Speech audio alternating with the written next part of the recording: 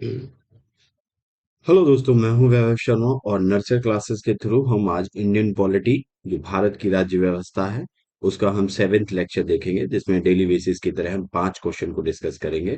और वो आज हमारे 5 क्वेश्चन क्या होंगे, देखते हैं उनको।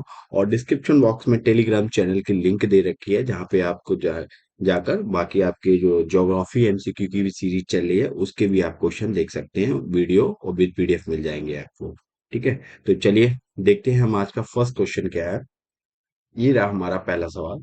विच of the following features of the Indian constitution is not borrowed from Canadian constitution. मतलब ये 4 फीचर्स दिए गए हैं और इनमें से क्या गया है, एक फीचर्स है वो आपका कैनेडियन कॉन्स्टिट्यूशन से, जो कनाडा के कॉन्स्टिट्यूशन है वहां से, संविधान से नहीं खरीदा गया, नहीं अडॉप्ट किया गया। तो 4 ऑप्शन दिए गए हैं। एक तो फेडरेशन विद स्ट्रॉन्ग स्टेट, मतलब आपका जो सेंटर, जो केंद्र है, मजबूत केंद्र की बात की गई है। विद फेडरेशन, संघ के साथ एक मजबूत केंद्र होता है। ऐसा हमने कहाँ से बोरो किया, कह रहा कैनेडियन से किया है, लेकिन यहाँ पे नॉट पूछा है, ये याद रखना आप। ठीक है, दूसरा कह रहा है रिजिडरी पावर्स विद द सेंटर, जो सेंटर के में जो रिजिडरी पावर्स, आपसे शक्तियां हैं सेंटर के पास, वो हमने नहीं ली हैं। कह रहा है advisory जुडिक्शन of the supreme court, जो सुप्रीम कोर्ट का जो एडवाइजरी जुडिक्शन है, न्याय क्षेत्र है, जो सलाहकारी न्याय क्षेत्र है, वो कह रहा है यहाँ से नहीं लिया गया। दूसरी कह रहा है impeachment of the president, Bharat का जो प्राइम मिनिस्टर प्रेसिडेंट होता है, राष्ट्रपति होता है, उस पर जो महाभियोग प्रक्रिया चलती है, वो कह रहा है यहाँ से नहीं ली गई है। तो 4 ऑप्शन दिए गए, क्योंकि नॉट पूछा गया। तो इनमें से कौन सा ऑप्शन ठीक है, नॉट कौन सा ऑप्शन होगा। तो चलिए वीडियो को पॉज कीजिए, क्वेश्चन को अटेंड करने की कोशिश कीजिए। फिलहाल देखो, सबसे बड़ी चीज है, हमने कॉन्स्टिट्यूशन जो बना था हमारा, तो कॉन्स्टिट्यूशन कहाँ से हमने अडॉप्ट किया था। बहुत सारी जगह से अडॉप्ट किया था, नेशन से चीजें ली थी मैंने, लेकिन सबसे ज्यादा हमने गवर्नमेंट ऑफ इंडिया एक्ट 1935 से ली चीजें। तो चलिए देखते हैं इसका आंसर क्या है। देखो, इम्पीचमेंट ऑफ प्रोसेस ये हमने यूएसए के कॉन्स्टिट्यूशन से लिया था। The features of the Canadian constitution incorporated in Indian constitution are the federation with a strong centre. अब देखो, अभी देखेंगे फिलहाल प्रोसेस ऑफ द इम्पीचमेंट, जो महाभियोग की प्रक्रिया है हमने प्रेसिडेंट की, वो बोरोड की है यूएसए की कॉन्स्टिट्यूशन से। अब हम देख लेते हैं बाकी अपने। ऑस्ट्रेलिया से हमने क्या लिया, कंकरेंट लिस्ट लिए, मतलब समवर्ती सूची, जिसमें स्टेट और सेंटर दोनों ही क्या बना सकते हैं, दोनों ही कानून बना सकते हैं।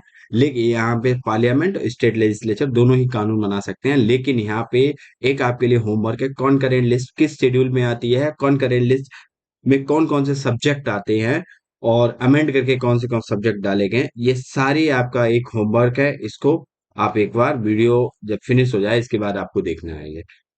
दूसरा, freedom of trade, commerce and intercourse, ये सारे हमने ऑस्ट्रेलिया से लिए हैं। ज्वाइंट सिटिंग आर्टिकल 108 के तहत आता है। ज्वाइंट सिटिंग जो हमने कहाँ से लिया है, जो हमने ऑस्ट्रेलिया से लिया है। तो 3 हमने ऑस्ट्रेलिया से लिए हैं। कनाडा से हमने क्या लिया, फेडरेशन विद स्ट्रॉन्ग स्टेट, हमारा जो केंद्र की मजबूत केंद्र की बात कर रहा है संघ के साथ, वो हमने कनाडा से लिया है। Vesting of residuary power in centre, centre में जो भी अफसर शक्तियां होती हैं सेंटर के पास, वो हमने कहाँ से लिए हैं, कनाडा से लिए हैं। Appointment of state governor by the centre. देखो, अब 2 चीज आती है। सेंटर द्वारा गवर्नर, जो स्टेट में गवर्नर जो होते हैं, राज्यपाल होते हैं, उनका जो अपॉइंटमेंट होता है, उनकी जो नियुक्ति होती है, ये हमने कनाडा से लिया है।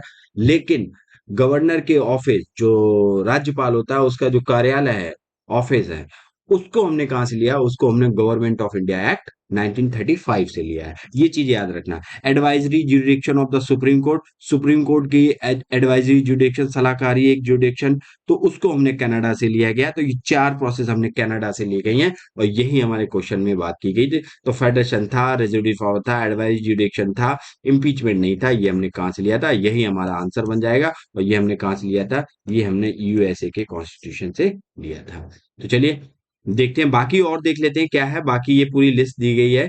देखो, आयरलैंड से हमने क्या डीपीएसपी ली है डायरेक्ट। आयरलैंड ने भी कहाँ से ली थी, स्पेन से ली थी। इसके बाद nomination of member of Rajya Sabha, Rajya Sabha के लिए जो भी मेंबर हम नॉमिनेट करते हैं, राज्यसभा में कितने मेंबर नॉमिनेट किए जाते हैं, 12 मेंबर नॉमिनेट किए जाते हैं। किसके द्वारा, प्रेसिडेंट द्वारा। जो 4-5 जो कई सारे क्षेत्र से आते हैं, जैसे कि आपके सोशल लिटरेचर, मतलब सोशल सर्विसेज से आते हैं, आपके साइंस से आते हैं, ये सारे आर्ट से आते हैं। ठीक है, ये सारे जो होते हैं 12 मेंबर नॉमिनेशन, ये हमने आयरलैंड से लिया गया प्रोसेस है। Method of election of president, president के जो भारत में इनडायरेक्ट प्रेसिडेंट का इलेक्शन होता है इनडायरेक्ट बेसिस पे, तो वो हमने कहाँ से लिया, वो आयरलैंड से लिया। Method of election of president ये हमने आयरलैंड से लिया। ये देखो, 3 आयरलैंड से। जापान से हमने प्रोसीजर स्टैब्लिश बाई लॉ, कानून के द्वारा जो भी हम प्रोसीजर स्टैब्लिश करते हैं वो हमने कहाँ से लिया, जापान से लिया। यूएसएसआर हमने रशिया से क्या लिया, फंडामेंटल ड्यूटी ली है। आइडियल ऑफ जस्टिस, जैसे 3 टाइप के जस्टिस है, सोशल, इकोनॉमिक, पॉलिटिकल, प्रियम्बल में जो जोड़े गए थे। तो ये तीनों जस्टिस हमने कहाँ से लिए, इस सोवियत संघ से, रशिया से लिया है। यूके से हमने बहुत सारी चीजें ली हैं, ब्रिटेन से। पार्लियामेंट्री सिस्टम हमारा, रूल ऑफ लॉ है, लेजिस्लेटिव प्रोसीजर है, सिंगल सिटीजनशिप है, कैबिनेट सिस्टम है, और ये हमारा पार्लियामेंट्री प्रिविलेजेस है, विशेषाधिकार, जो संसदीय विशेषाधिकार हैं वो हैं, बाई कैमरलेज द्विसदनीय व्यवस्था हमारी ये कहाँ से लिए गए, हमने सबने यूके से लिए हैं। यूएसए से हमने बहुत सारी फंडामेंटल राइट लिए है, इंडिपेंडेंस ऑफ जुडिशरी लिए। ये पूरी लिस्ट दी रखी है। जुडिशियल रिव्यू, इम्पीचमेंट, प्रेसिडेंट, देखो यही था। इसके बाद vice post of vice president हमने कहाँ से लिए, यूएसए से लिए, वाइस प्रेसिडेंट की पोस्ट को। जर्मनी से हमने फंडामेंटल राइट लिए, ड्यूरिंग इमरजेंसी जब सस्पेंड कैसे करते हैं, ये सारी प्रोसेस ली है। तो ये पूरी लिस्ट यही है, इसको एक बार आप देख लो, 2 से 3 बार नोट्स बना लो, इसके रिवाइज कर लो, क्योंकि इनसे क्वेश्चन आते हैं। इनसे वन लाइनर क्वेश्चन पूछ दिया जाएगा, स्टेटमेंट बना के क्वेश्चन पूछ दिया जाएगा, मैच द फॉलोइंग में क्वेश्चन पूछ दिया जाएगा, किसी भी तरीके से आपसे क्वेश्चन पूछा जा सकता है। इस टेबल को आप 2 से 4 बार अगर देखेंगे डेली, तो आपका आराम से आपको याद हो जाएगा। 2 से 4 बार देखना है बस, डेली नहीं। आप 2 से 4 बार देख लो, 2, 3, 4, 5 दिन के गैप पे। एक बार देख लिया अच्छे से, ये कहाँ से लिया, रिवीजन के तौर पे आपको याद रहेगा, हर चीज रटनी नहीं पड़ेगी। तो आंसर हमारा ये आ गया। इम्पीचमेंट प्रोसेस में होता क्या है, प्रेसिडेंट पे महाभियोग लगाई जाती है। महाभियोग में अब आपके लिए होमवर्क ये है कि किस आर्टिकल के थ्रू इम्पीचमेंट प्रोसेस की बात की गई है, ये आप देखेंगे, ये आपके लिए काम है। ठीक है, तो इम्पीचमेंट प्रोसेस में क्या किया जाता है, किसी भी सदन में लाया जा सकता है, राष्ट्रपति के लिए लाया जाता है। अब यहाँ पे इम्पीचमेंट प्रोसेस पे भी क्वेश्चन बनते हैं कि एक बात बताइए, इम्पीचमेंट प्रोसेस में कौन कौन पार्टिसिपेट करता है। राज्यसभा पार्टिसिपेट करती है, लोकसभा पार्टिसिपेट करती है कि नहीं करती है, स्टेट लेजिस्लेचर करती हैं या स्टेट लेजिस्लेटिव काउंसिल करती हैं, तो ये सब पार्टिसिपेट करते हैं कि नहीं करते हैं, ये आपका एक होमवर्क है। आगे भी इनसे क्वेश्चन आते रहेंगे तो हम देखेंगे। फिलहाल तो हमारा जो आंसर था इसका वो क्या था, इम्पीचमेंट ऑफ प्रेसिडेंट। बाकी इम्पीचमेंट के बारे में हम जानेंगे कौन कौन इसमें पार्टिसिपेट करता है। नॉमिनेटेड मेंबर करते हैं पार्टिसिपेट, नहीं नहीं करते हैं, यूनियन टेरिटरी करती हैं कि नहीं करती हैं, ये एक अदर सब्जेक्ट है, एक टॉपिक है, सॉरी सब्जेक्ट टॉपिक है। चलिए नेक्स्ट क्वेश्चन। नेक्स्ट क्वेश्चन बात कर रहा है, which of the following article of the Indian constitution deal with the promotion of the international peace and security. अंतरराष्ट्रीय शांति और सुरक्षा की बात कर रहा है। इंटरनेशनल पीस ऑफ सिक्योरिटी, अंतरराष्ट्रीय शांति और सुरक्षा की बात की गई, किस आर्टिकल में बात की गई अंतरराष्ट्रीय शांति और सुरक्षा की, इंटरनेशनल पीस एंड सिक्योरिटी की।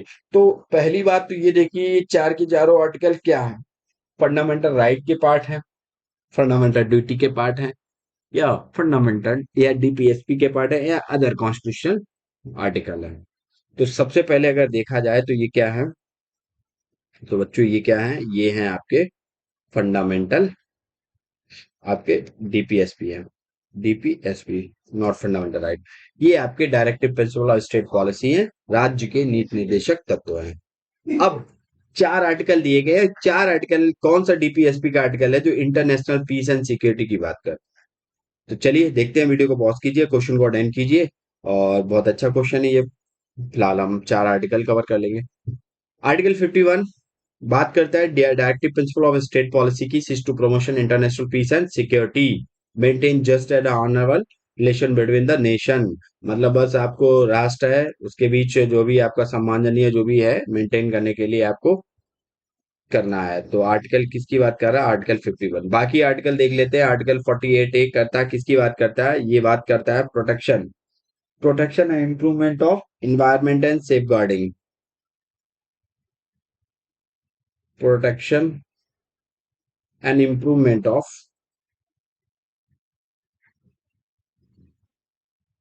इन्वायरमेंट और भी आगे इसको देख लेना, फिलहाल तो environment and safeguarding of the forest wildlife and country, इन सारी चीजों को देखता है। वहीं एक आर्टिकल आता है आर्टिकल 48, क्योंकि ये तो 48 ए क्या है, ये 48 ए मतलब आपका एक क्लॉज जोड़ा गया था अमेंडमेंट के बाद। एक्चुअल जो 48 क्या था, वो बात कर रहा था organise of agriculture and animal husbandry on modern and scientific science में, जो आपका ऑर्गेनाइज कर रहा था, ऑर्गेनाइज एनिमल हस्बेंड्री जो पशुपालन था, और आपका जो एग्रीकल्चर था, इनका मॉडर्न जो आधुनिक तौर तरीकों से जो साइंस के बेसिस पे इनका कैसे मतलब इनको ऑर्गेनाइज किया जाए, इस बात की 48 आर्टिकल 48 काम बात करता है। ठीक है, बाकी आपको एक बार इनको देख लेना अच्छे से। ठीक है, 41 किसकी बात करता है, 41 बात करता है आपके किसकी, right to work, right to education, public assistance, इन सब चीजों की बात करता है। इन सर्टन केसेस, जैसे आप अनएम्प्लॉयमेंट है, बेरोजगारी है, तो आपको राइट टू काम करने का अधिकार है, आपको एजुकेशन का भी अधिकार है, आपको पब्लिक असिस्टेंस का भी अधिकार है। ठीक है, आपको कुछ पैसा वैसा मिलना चाहिए, ओल्ड एज हो, सिकनेस है, बीमारी है, इन सारी चीजों की बात करता है कि इन सारे बेसिस पर इन सर्टेन केसेस में आपको क्या, right to work, right to education, public assistance, इन सब चीजों की बात करता है। ये आपकी आर्टिकल 41। ठीक है, वही 43 ए आपकी बात करता है। 43 ए आपकी participation of worker in the management of industry, industry में जो भी मैनेजमेंट है वर्कर्स का, तो उसमें कैसे पार्टिसिपेशन होना चाहिए उनका, उसकी बात करता है 43 ए आपकी। तो ये थे आपके आर्टिकल जो हमने देखे, किसके किसके बेसिस पे थे, चार के चारों आर्टिकल थे। अब इन पे बेस क्वेश्चन बन सकते हैं कई तरीके। डीपीएसपी आपसे पूछ सकता है, directive principle of state policy क्या है, directive principle of state policy क्या है, ये आपकी पार्ट किस में आती है, आपकी पार्ट 4 में आती है। और आर्टिकल 36 से लेके 51 तक डीपीएसपी की बात करता है। ये नेचर में कैसे होते हैं, नॉन जस्टिबल होते हैं, और इन्फोर्सेबल नॉन इन्फोर्सेबल भी होते हैं।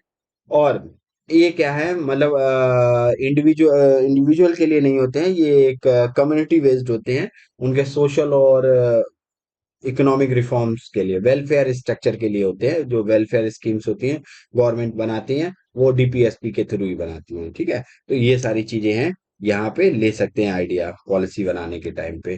तो ये डीपीएसपी होती है आपकी। हमने और भी चीजें देख ली, आर्टिकल देख लिए यहाँ पे डीपीएसपी। जैसे आर्टिकल एक आपका 40 है, किसकी बात करता है, पंचायत की बात करता है, विलेज एरिया में पंचायत की बात करता है। तो ये सारी चीजें क्या हैं, ये डीपीएसपी में आते हैं आपके।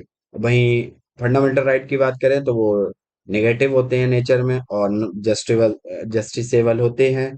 आप उनका वायलेशन होने पर कोर्ट आउट जा सकते हो, डीपीएसपी का वायलेशन होने पर आप कोर्ट आउट कहीं नहीं जा सकते। चलिए, नेक्स्ट क्वेश्चन है, which article deal with the parliamentary system government, इनमें से कौन सा आपका आर्टिकल है जो आपके डील करते हैं parliamentary system government at the level of state, राज्य के स्तर पर। आपका जो संसदीय प्रणाली सरकार है, संसदीय प्रणाली बेस्ड जो सरकार है स्टेट लेवल पे, आपके राज्य लेवल पे, तो उनमें कौन से इनमें से आर्टिकल हैं जो बात करते हैं। तो चलिए वीडियो को पॉज कीजिए, क्वेश्चन को अटेंड करने की कोशिश कीजिए। तो आर्टिकल 163, 164, आर्टिकल 165, 166, आर्टिकल 175, 176, और आर्टिकल 177 टू 178। चलिए वीडियो को पॉज कीजिए, क्वेश्चन को अटेंड करने की कोशिश कीजिए। क्या है इसका आंसर, फिलहाल तो देखते हैं इसका आंसर क्या बनेगा। तो देखिए, आर्टिकल 74 किसकी बात करता है, आर्टिकल 74 आपकी बात करता है किसकी, आर्टिकल 74 और 75 ये आपके सेंटर से रिलेटेड है, और ये बात करते हैं parliamentary system of government at centre level. Centre level पे पार्लियामेंट गवर्नमेंट सिस्टम क्या होनी चाहिए, पार्लियामेंट जो सिस्टम ऑफ गवर्नमेंट क्या होनी चाहिए, उसकी बात करते हैं। वही आर्टिकल 163, 164 बात करते हैं पार्लियामेंट्री सिस्टम ऑफ गवर्नमेंट की at the level of state, state level की बात करते हैं। तो आंसर तो आपका क्या बनेगा, आंसर आपका बनेगा ए ऑप्शन। ठीक है, तो देखिए बाकी हम देख लेते हैं 74 किस चीज की बात करता है, 74 के बारे में बात कर लेते हैं कि 74 किस चीज की बात करता है। 74 कहता है कि एक प्रेसिडेंट है। आर्टिकल 74 की बात, प्रेसिडेंट है। प्रेसिडेंट का क्या है, प्रेसिडेंट की हेल्प और एडवाइस के लिए, की हेल्प और उसको एडवाइस देने के लिए, सलाह देने के लिए एक काउंसिल ऑफ मिनिस्टर्स होगी। एक क्या होगी, एक काउंसिल ऑफ मिनिस्टर्स होगी, जिसे मंत्र परिषद कहते हैं, मिनिस्टर्स होगी। और ये काउंसिल ऑफ मिनिस्टर्स का हेड कौन होगा, इसका हेड होगा वो पीएम होगा। तो केवल इसमें इतना ही कहा गया कि एक 74 में कि एक प्रेसिडेंट की हेल्प और एडवाइस के लिए एक काउंसिल ऑफ मिनिस्टर्स होगी, मंत्र परिषद होगी, जिसका हेड कौन होगा, प्राइम मिनिस्टर होगा। और वो क्या करेगी, प्रेसिडेंट को हर वक्त हेड करेगी, ये सारी चीजें करेंगे। और काउंसिल ऑफ मिनिस्टर होती है, वो कलेक्टिवली रिस्पॉन्सिबल होती है, सामुदायिक रूप से रिस्पॉन्स मतलब एक सामूहिक रूप से रिस्पॉन्सिबल किसके लिए होगी, लोकसभा के प्रति होती है। और इंडिविजुअल रिस्पॉन्सिबल किसके लिए होगी, प्रेसिडेंट के लिए होगी। ये स्टेटमेंट वाइज क्वेश्चन पूछा जा सकता है, ऐसे स्टेटमेंट बन जाता है। ठीक है। तो ये तो 74 की बात कर रहा है। वहीं 75 की बात कर रहा है, आर्टिकल 75 किसकी बात कर रहा है, 75 में अपॉइंटमेंट के बारे में कहा गया है कि एक जो पीएम होता है, पीएम का अपॉइंटमेंट कौन करेगा, प्रेसिडेंट करेगा। और पीएम की एडवाइस पर ही जो अन्य काउंसिल ऑफ मिनिस्टर के बाकी मिनिस्टर्स होंगे, जैसे फाइनेंस मिनिस्टर हो गया, होम मिनिस्टर्स हो गया, ये सारे जो मिनिस्टर हैं, इनका अपॉइंटमेंट भी प्रेसिडेंट करता है, किसकी, प्राइम मिनिस्टर की एडवाइस पर। ये आर्टिकल 75 में दिया गया है। भाई सेम टू सेम आपका आर्टिकल 163 164 में मिलेगा, बस ये स्टेट लेवल पे होगा। इसमें प्रेसिडेंट की जगह गवर्नर होता है, पीएम की जगह आपका कौन होगा, पीएम की जगह आपका चीफ मिनिस्टर होता है। आर्टिकल 163 में क्या कहेगा, कि यही कहेगा कि गवर्नर की हेल्प एंड एडवाइस के लिए एक council of minister eight state level होगी, जिसका हेड कौन होगा, चीफ मिनिस्टर होगा। 64 में चीफ मिनिस्टर के अपॉइंटमेंट के बारे में, कि चीफ मिनिस्टर को अपॉइंट करेगा गवर्नर, और चीफ मिनिस्टर की एडवाइस पर किसको अपॉइंट करेगा, जो council of ministers of state है, उनको अपॉइंट किया जाएगा, किसके द्वारा, गवर्नर द्वारा। बाकी ये आपके 163 दिया गया है, तो 163 में बाकी ये आपके क्लॉजेज हैं, वही सारे जो हमने अभी को बता दिए हैं। तो यहाँ पे चीफ मिनिस्टर या प्राइम, जैसे प्राइम मिनिस्टर है वो किसके प्लेजर पे वर्क करेगा, काउंसिल ऑफ, वो प्रेसिडेंट के प्लेजर पे। वैसे ये वो अपना कभी भी त्याग पत्र दे सकता है, डिसॉल्व हो जाएगी लोकसभा, ये सारी चीजें। तो ये आंसर क्या था इसका, आंसर था इसका 163। अब बाकी आपका होमवर्क है आज, आज के क्वेश्चन में ये आपका होमवर्क ये रहेगा कि बाकी आर्टिकल को आप देख लें एक बार।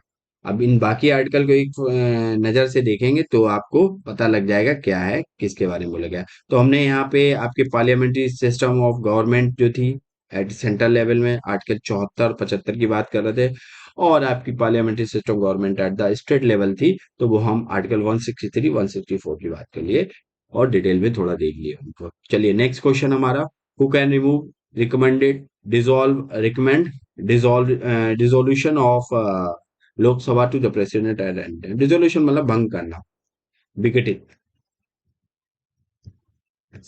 मतलब किसकी रिकमेंडेशन पर प्रेसिडेंट है किसी भी टाइम पर लोकसभा को डिसॉल्व कर सकता है, डिसोल्यूशन ला सकता है। तो prime minister, council of ministers, Lok Sabha and speaker. चलिए वीडियो को पॉज कीजिए, क्वेश्चन को अटेंड करने की कोशिश कीजिए खुद से, बहुत प्यारा क्वेश्चन है। तो देखो यहां पर क्या है, यहां पर आपको चार ऑप्शन दिए हैं। एक तो आपको प्राइम मिनिस्टर दे रखा है, प्रधानमंत्री। एक आपको काउंसिल ऑफ मिनिस्टर, जो मंत्र परिषद है, वो दे रखी है, मंत्री परिषद। एक आपको लोकसभा, एक आपको स्पीकर, जो अध्यक्ष होता है लोकसभा का, वो दे रखा है। तो किसकी रिकमेंडेशन पर प्रेसिडेंट करेगा, तो चलिए वीडियो को पॉज कीजिए। देखो, prime minister of India advise the president and the regarding to the summoning and the proving of the session of the parliament of India, he can also recommend dissolution of the Lok Sabha to president any time. देखो, prime minister करता है। Prime minister क्या होता है, prime minister पहले तो आप देख चुके हो, प्राइम मिनिस्टर आर्टिकल 74 में कि काउंसिल ऑफ मिनिस्टर होती है एडवाइस एंड हेल्प के लिए प्रेसिडेंट की, उसका हेड होता है ये। ठीक है, इसको अपॉइंट कौन करता है, इसको अपॉइंट प्रेसिडेंट द्वारा किया जाता है। ये इलेक्ट नहीं होता है, इसको अपॉइंट किया जाता है। अपॉइंट क्या किया जाता है कि जिसके ज्यादा एमपीज होंगे उसको ही प्राइम मिनिस्टर अपॉइंट कर दिया जाता है। ठीक है। तो यहाँ पर क्या है, ये pleasure, at the pleasure of, किसके प्लेजर पे वर्क करता है? ये प्रेसिडेंट के प्लेजर पे काम करता है। ये मतलब प्रेसिडेंट को एडवाइस एंड ये सारी है, उस जो काउंसिल ऑफ मिनिस्टर एडवाइस देगी उसका हेड होता है ये। ठीक है। तो ये क्या करता है, ये या तो अपना रेजिग्नेशन दे दे सीधा सीधा, या इसकी डेथ हो जाती है तब डिसॉल्व हो जाती है लोकसभा। ठीक है। तो कई केसेस हैं यहाँ पे लोकसभा के डिसॉल्व होने पर, क्योंकि ये लोकसभा का नेता होता है, लीडर ऑफ लोकसभा होता है। जो पीएम होता है वो लीडर ऑफ लोकसभा होता है।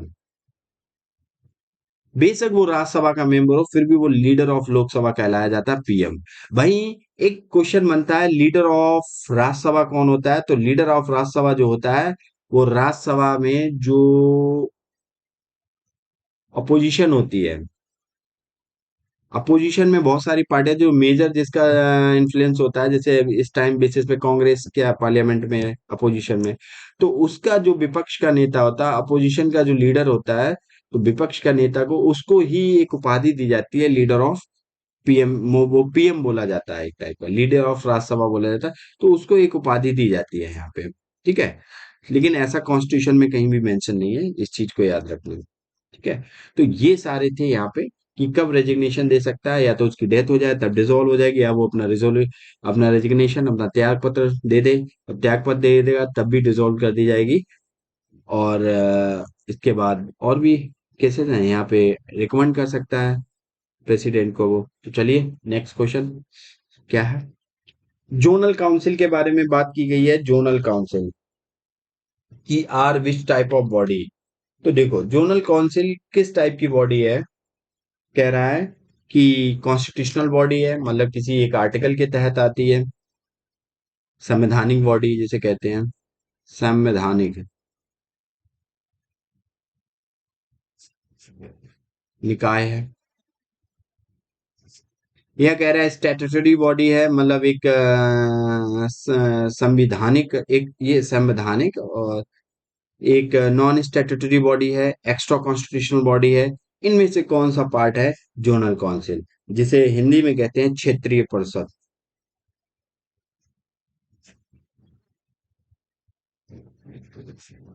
ठीक है। तो चलिए वीडियो को पॉज कीजिए, क्वेश्चन को अटेंड करने की कोशिश कीजिए, क्या है स्टैट्यूटरी बॉडी है, क्या है ये। चलिए देखते हैं इसका आंसर क्या है। तो जोनल काउंसिल क्या है इंडिया में, एक स्टैट्यूटरी बॉडी है। अच्छा, जोनल काउंसिल के बारे में थोड़ा हम जान लेते हैं। देखो,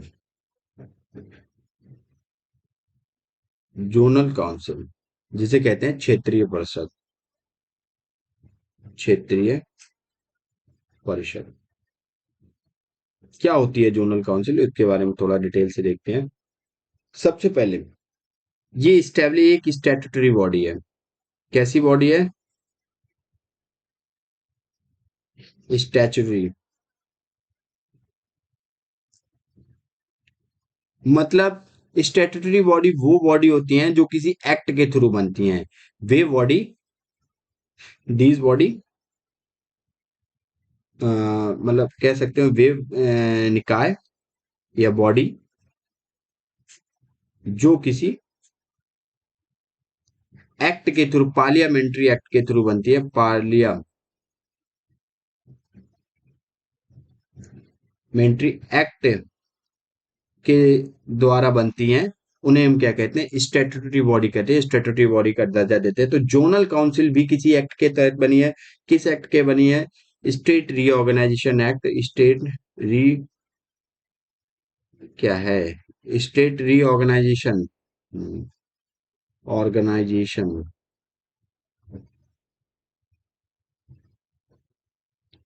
एक्ट 1956, राज्य पुनर्गठन अधिनियम 1956 के तहत ये बनी बॉडी है, इसीलिए स्टैट्यूटरी बॉडी कहा जाता है इसको। तो कितनी जोनल काउंसिल हैं?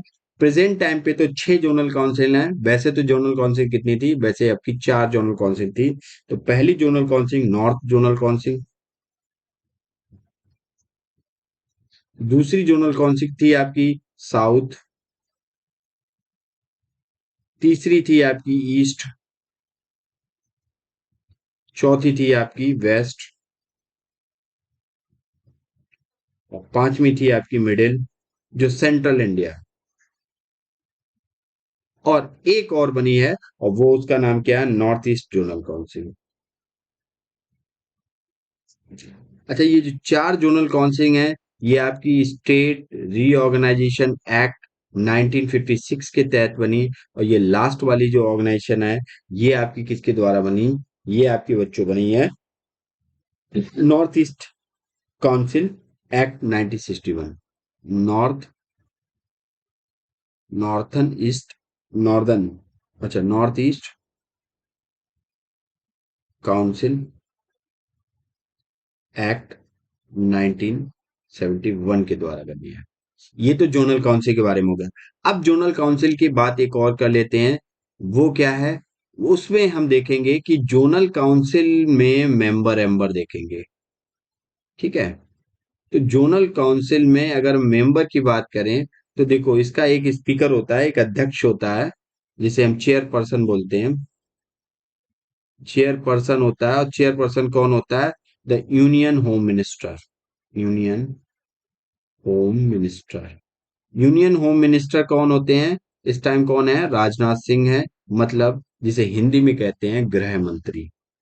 ठीक है, इसका डिप्टी चेयरमैन पर्सन भी होता है, डिप्टी चेयरपर्सन भी होता है, और वो कौन होता है, चीफ मिनिस्टर होते हैं of state, chief minister of states. But ये क्या होते हैं, 1 ईयर के लिए होते हैं, 1 साल के होते हैं, और ये चेंज होते रहते हैं सारे चीफ मिनिस्टर। ठीक है, इसके बाद इसके और भी मेंबर होते हैं, जैसे आपके हर एक स्टेट से 2 मिनिस्टर्स लिए जाते हैं। Administrator of UTs, union territories का जो प्रशासक होता है वो होता है इसमें। और भी इसमें होते हैं कई सारे, गवर्नमेंट से आते हैं इसमें पर्सन। तो ये होती है जोनल काउंसिल आपकी। इसके बारे में देख लिया। ये कि कैसा निकाय है, एक कैसी बॉडी है, एक एडवाइजरी बॉडी है। एडवाइजरी बॉडी है जोनल काउंसिल। तो जोनल काउंसिल के बारे में जान गए, तो जोनल काउंसिल कैसा है, इसका स्टेटस स्टैट्यूटरी है। ये मतलब एक एक्ट के थ्रू बनी है, किस, स्टेट रीऑर्गेनाइजेशन एक्ट 1956 के तहत बनी है। समझ गए, चलो। तो ये थे हमारे 5 क्वेश्चन जिसमें हमने जाना। और जो आपको होमवर्क दिया गया उस होमवर्क को जरूर करना, क्योंकि वो आपके लिए बेनिफिशियल होगा। उसको टालना मत, काम को टालना बंद कर दो। जो काम है उसको अभी कर डालो। नोट्स अभी, जैसे आज 5 क्वेश्चन पढ़ाए, इनके नोट्स बना लो। जोनल काउंसिल पे नोट्स बना लो, मैंने अभी बनवा भी दिया है, की पॉइंट्स क्या हैं, किस डायरेक्शन से आप स्टेटमेंट आपका बना सकते हैं। देखो स्टेटमेंट यहाँ से कई बन सकते हैं। चेयरपर्सन बोल देगा, फाइनेंस मिनिस्टर होता है, या चीफ मिनिस्टर होता है, तो यहाँ पे स्टेटमेंट गलत हो जाएगा। आपके नोट्स होंगे, आपको पता होगा कितनी जोनल काउंसिल है, कौन सा चेयरपर्सन है, क्या है, ये सारी चीजें आप लिख लो। ठीक है, और बाकी ये हमारी टेलीग्राम चैनल की लिंक है। और इस टेलीग्राम चैनल पे आपको जाएंगे तो आपको ज्योग्राफी के भी सुबह मॉर्निंग में आते हैं आपके लेक्चर। 5 क्वेश्चन, ज्यादा भी क्वेश्चन होते हैं कभी कभार, तो वो आपके डिस्कस किए जाते हैं, एनसीईआरटी बेस्ड हैं, जो आपके बहुत ही इंपॉर्टेंट है आपके एग्जाम के लिए। बहुत सारे एग्जाम है जो आपके यूपीएससी है, आपके स्टेट पीसीएस हैं, और आपके एसएससी है, और भी एग्जाम है जिनके लिए बहुत ही ज्यादा बेनिफिशियल है, क्योंकि इसमें यहाँ पे क्वेश्चन के साथ साथ टॉपिक को डिस्कस किया जाता है, और टॉपिक को कई डायमेंशन, कितने डायमेंशन से क्वेश्चन बन सकता है उस टॉपिक पे, इस चीज को भी डिस्कस करते हैं हम। ठीक है, तो चलिए, बाकी हमारी वीडियो को शेयर और लाइक करते रहिए, सब्सक्राइब भी कर दीजिए। तो इसी नोट पे हम अपने वीडियो को फिनिश करते हैं। God bless you all and जय हिंद।